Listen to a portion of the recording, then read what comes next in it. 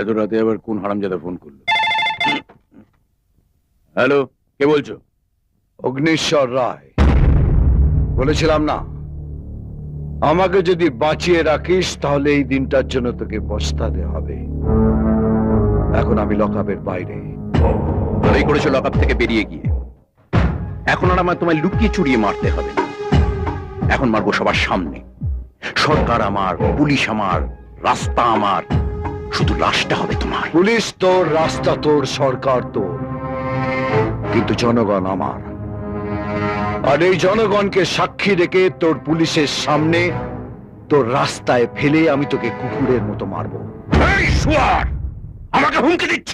রায়টা জানিয়ে দিচ্ছি, সামনের 1 মে তোর মৃত্যুর দিন ধার্য হয়েছে। তোর যন্ত্রণার দিন শুরু হলো জয়চাঁদ। আজকের পর আর তুই কোনো